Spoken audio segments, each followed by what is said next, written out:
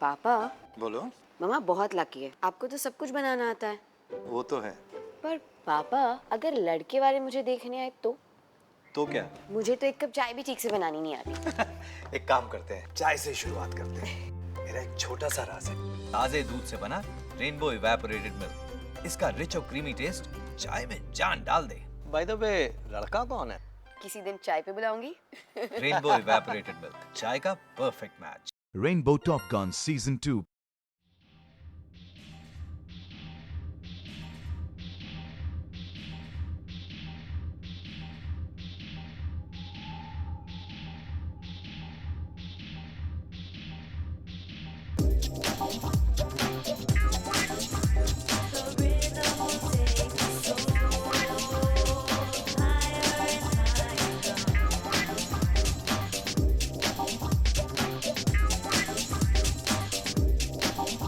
Hello, welcome to Top Guns. I'm your host, Shane Phillips, and as usual, I'm here in the Rainbow Room getting ready to meet my next Top Gun. He's extremely into fashion, and I was just watching his fashion show on my laptop. It happens to be the biggest fashion event in the entire Middle East and North African region. He came to the Middle East 20 years ago and took a job as an assistant shopkeeper. Today, he's the CEO of that brand. The brand is Splash, and the CEO is Raza Beig.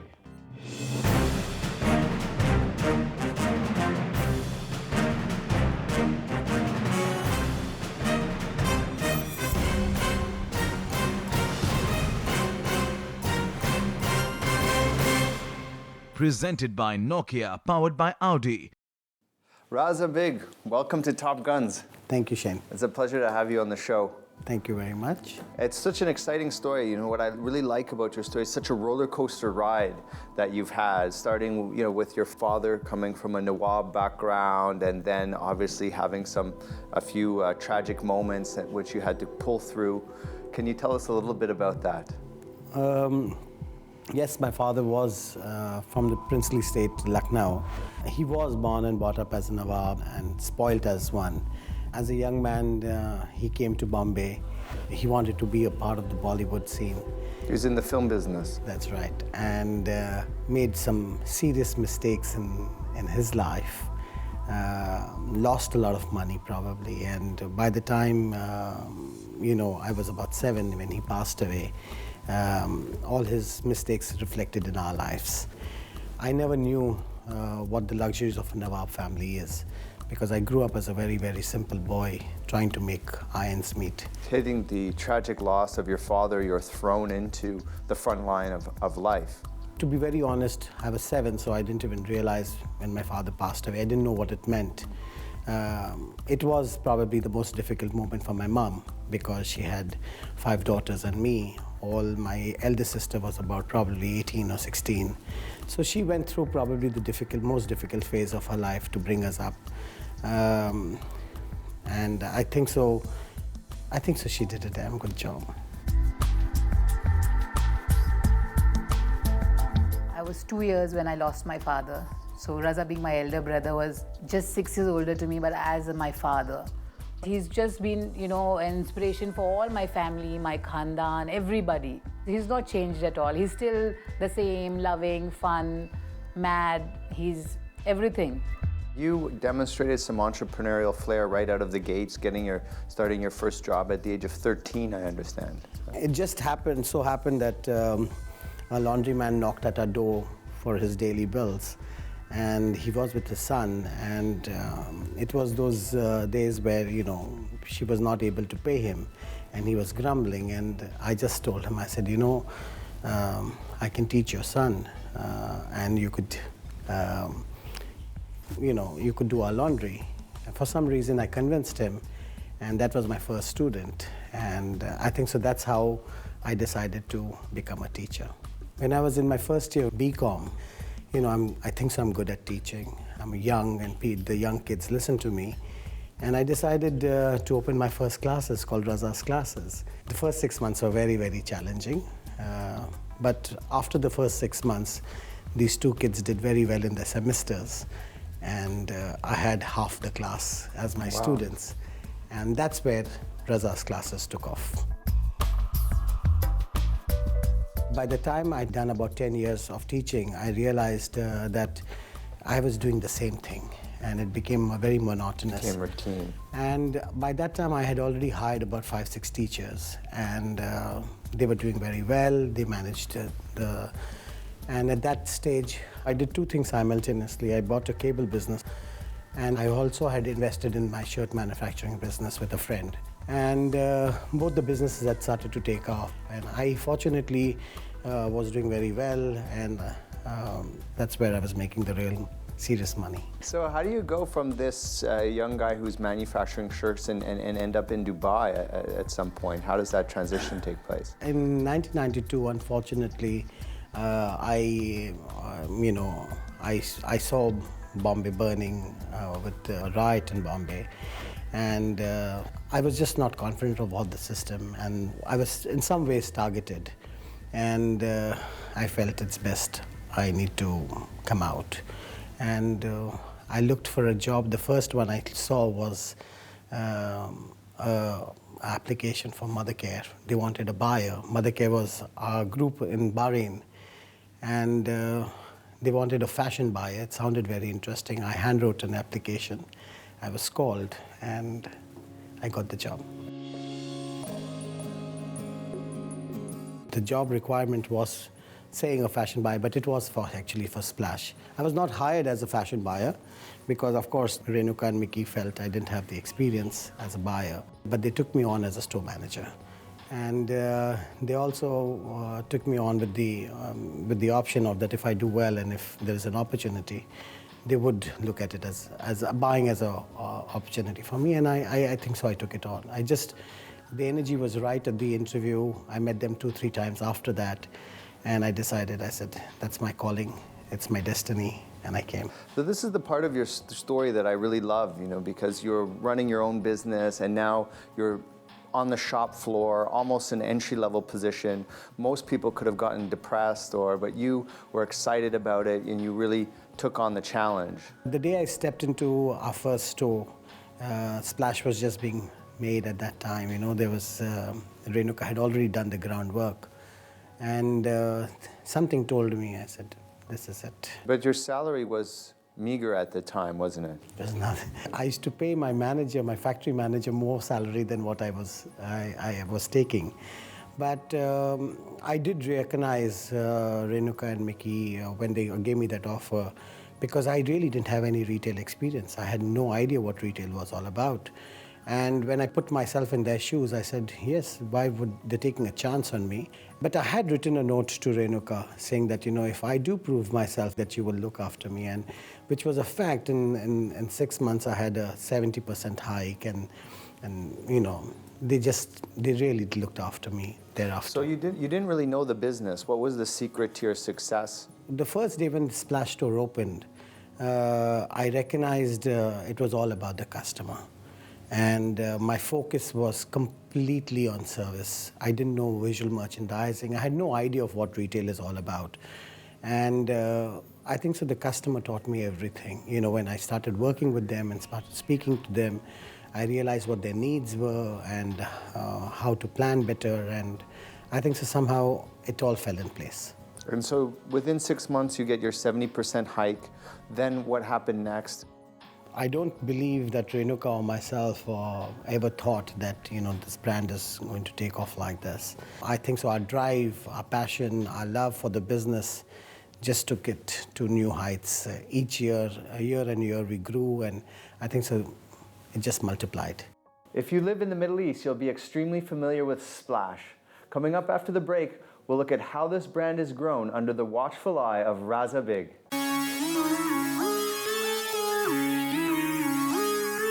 We ensured that we were not only heard, but seen, and the customers come and see what we are doing. And I think so as a brand, we have stood by our values. 19 years ago, we decided that we are going to give the consumer fashion at a very, very good price.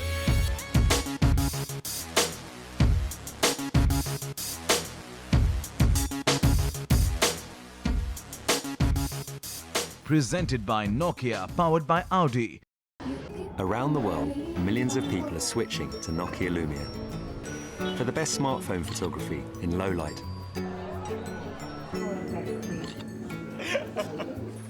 For easy wireless charging. And for city lens, to explore the world around them.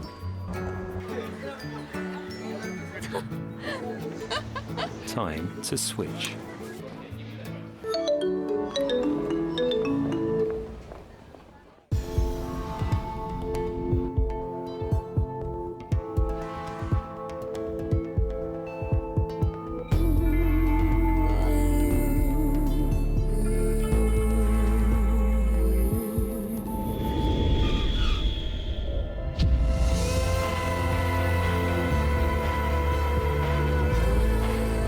The Audi A8, always first class.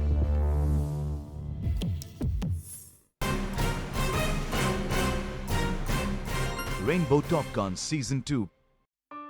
Mickey never wanted to run anything himself. He always believed that there were people who could do it better than him. Inside everyone, there is a business potential. I think I'm going to leave a legacy behind of young people who can really work and drive the business to the next generation. Raza, we've heard quite a bit about you in the market, actually. And what's come back is that you have a very unique approach to leadership development and management. Can you tell us a little bit about that? I follow Mickey in this very sincerely. He has a key man's policy, and he has always developed people who have worked with him over the years.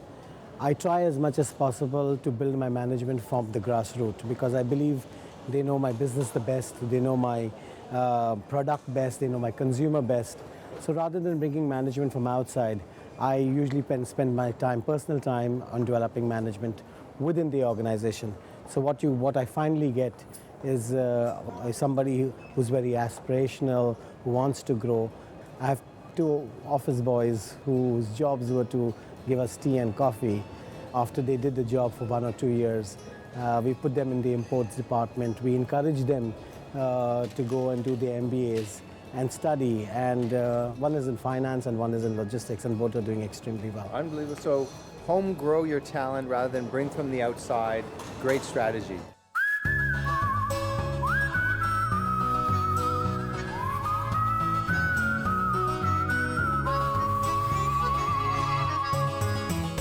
He's a person who leads by example, and he knows exactly when to hold things and when to let it go to get the best out of every individual. His leadership style is very hands-on when it needs to be, and when he builds that trust and loyalty with someone, he lets them fly, which is brilliant.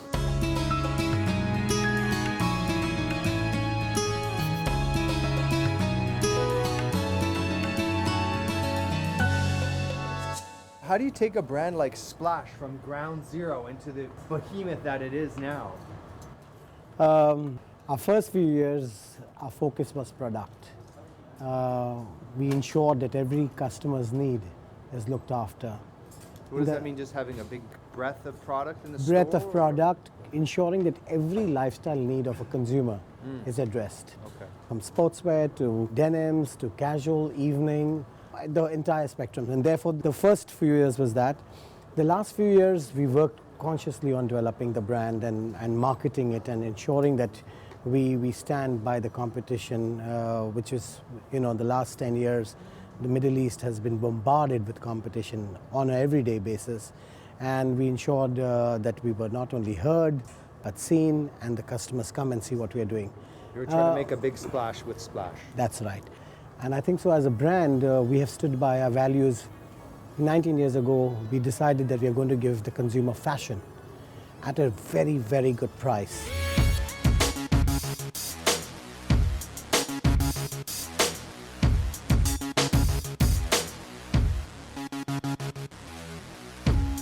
In the beginning, though, you were hand-picking those styles. Now it's such a large company, you can't actually be involved in, for example, picking the current merchandise. Sure. How do you ensure that the quality doesn't go? When I started off, of course, I was involved in every piece which we bought till about 4-5 years ago almost. You know, I was very involved.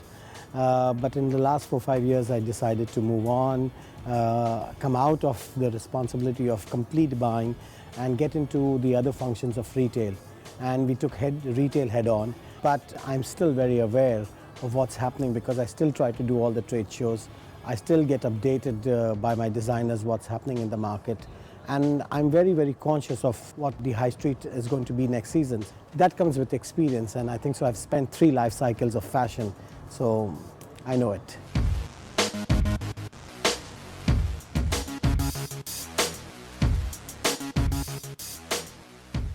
Raza, lots of people look at strategy and tactics in the Middle East, and you know, a lot of people put a lot of emphasis on strategy is the most important thing and having a good strategy. Other people say strategy is nothing without good tactics. If you can't execute it, then your strategy is worthless. Sure, I agree with that. I think so. You should have a long-term view on your business and have a strategy which you and your entire team has to drive. Then there is a very important tactical aspect of it to keep the consumer constantly engaged. So I do have a long-term strategy, but my short-term is almost a monthly tactical approach. Raza, now that you've been able to lay the bedrock of one of the region's top retail brands, where do you go from here? What's on the horizon? We've been very consciously working on a franchise module. We just launched Pakistan, we did India, we went outside the GCC. In the group, we were the first guys to go to Egypt. We're looking at Africa, with Sri Lanka, Indonesia, Malaysia. The sky is the limit. The brand is now starting to expose itself internationally. We're going to be very aggressive in building the brand over here, as well as international expansion. And what's your presence in India look like now? We have about 8 stores. We're going to open about 35 stores in the next 2 years. And India, we know very well, so I'm very confident we'll do a damn good job there. So you have a long-term vision of staying with the brand for decades to come. I hope I never retire, and when I leave this world, I leave it. I am with the brand Splash. You want to die in the line of duty. That's right.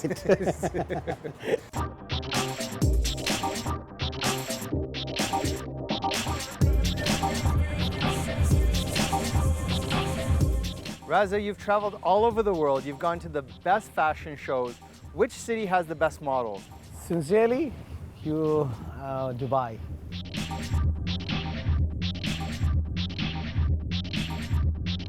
Presented by Nokia, powered by Audi, supported by the Intelligent SME, official radio partners Suno 1024 and Super 94.7 FM. Around the world, millions of people are switching to Nokia Lumia for the best smartphone photography in low light.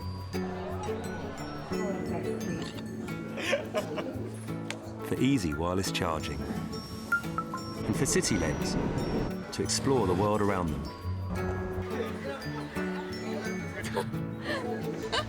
Time to switch.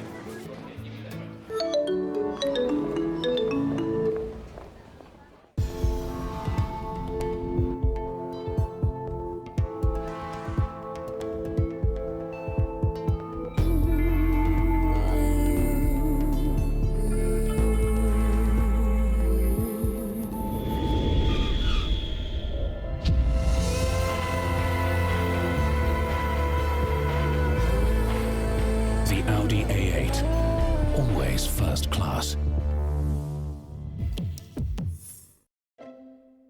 पापा, बोलो। मम्मा बहुत lucky है, आपको तो सब कुछ बनाना आता है। वो तो है। पर पापा, अगर लड़के वाले मुझे देखने आए तो क्या? मुझे तो एक कप चाय भी ठीक से बनानी नहीं आती। एक काम करते हैं, चाय से शुरुआत करते हैं। मेरा एक छोटा सा राज है, ताजे दूध से बना रेनबो इवेपोरेटेड मिल्क। इसका रिच और क्रीमी टेस्ट चाय में जान डाल दे। बाय द वे, लड़का कौन है? किसी दिन चाय पे बुलाऊंगी। रेनबो इवेपोरेटेड मिल्क, चाय का perfect match. Rainbow Top Guns Season 2.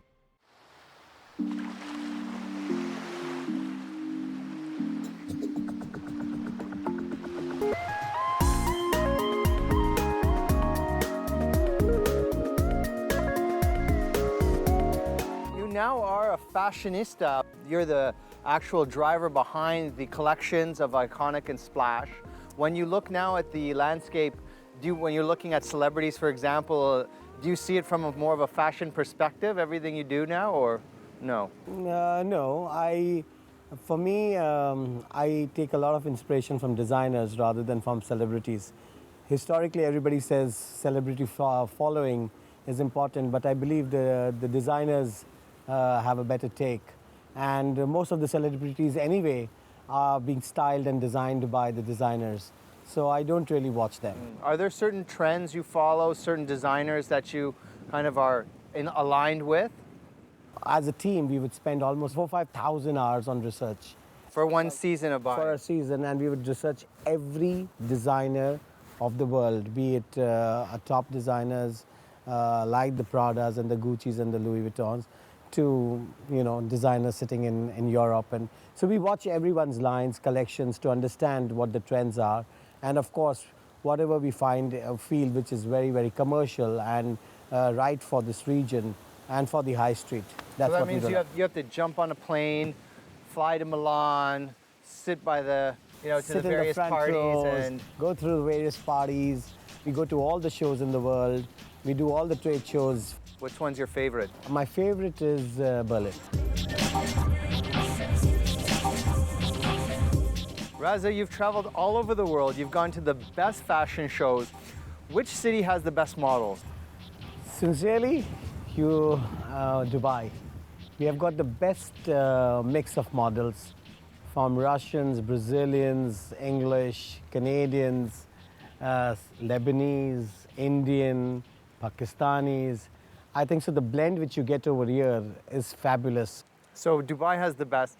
Dubai has got some very good models. They say it's so multicultural, and that people are even saying now that Dubai is best positioned, for the future in terms of that. Does that work in the fashion industry as well? Sure, of course. Dubai is today ranking almost second in the world with retail and the retail brands in the city. It's almost a launching pad for many of the international brands, especially American brands, coming out of America.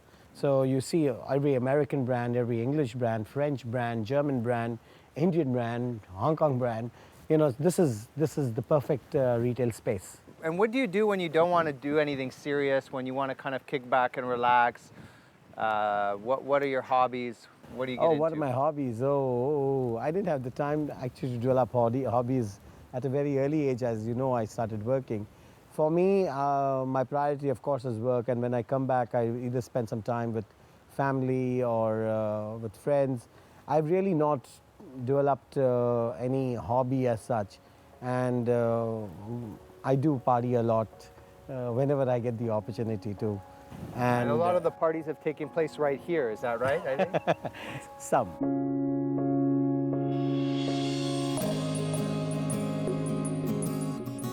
He takes us for walks.